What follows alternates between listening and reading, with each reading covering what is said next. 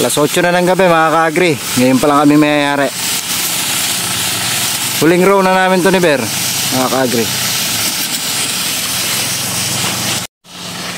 Ang kagandahan dito mga ka-agri, sa pagkaka-spray namin ni Ber ng hapon hanggang gabi, alas 8 ng gabi na, nagpipinish na lang kami. Ang maganda dito, kapag ganyan ang pag-spray mo ng foliar, kakain ng foliar ang kalamansi, magdamag hanggang alas 9 ng umaga pa yan mga ka-agri. Kaya sulit na sulit yung pag-spray mo ng hapon at mas madaming kakainin na foliar ang kalamansi. Kaya kailangan nyo talaga flashlight pagka talaga nag-spray ka ng hapon, gabi. Yan. Ber, dito, balik mo dito.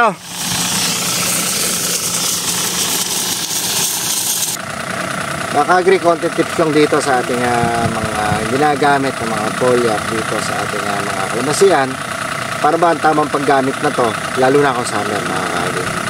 Itong foliar na tulad nga nito, itong mga ganito, mga liquid fertilizer or yung mga solid fertilizer na mga foliar.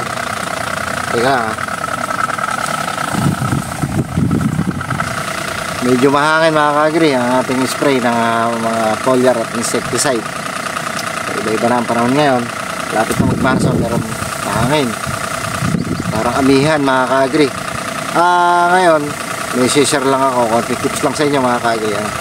Itong ating mga foliar na mga ini-spray dito sa kalamasian, yung mga liquid ba yan o yung mga solid na foliar o yung mga powder, ay ano ba ang tamang pag-i-spray na to, anong oras, timing ng pag-i-spray mga ka-agri. Ako, tips ko lang, pagka foliar mga ka-agri, para kasi kainin niya ng mga dahon, bunga ng kalamansi natin.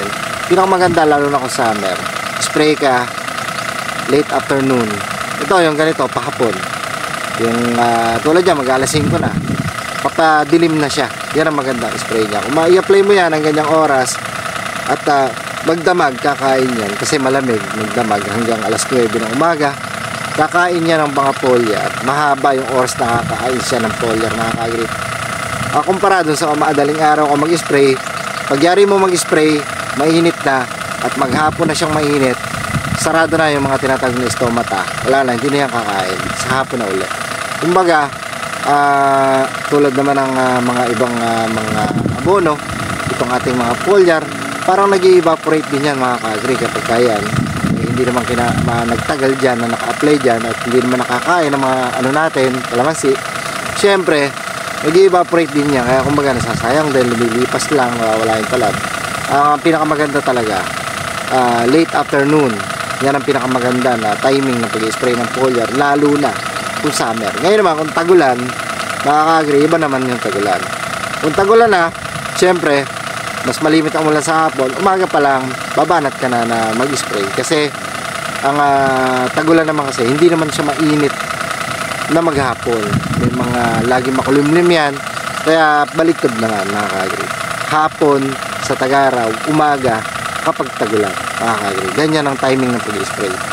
Pero ngayon summer na, pinakamaganda puro hapon tayo mag-spray ng mga foliar mga ka-agri tulad na to. Yan ang pinakamagandang timing.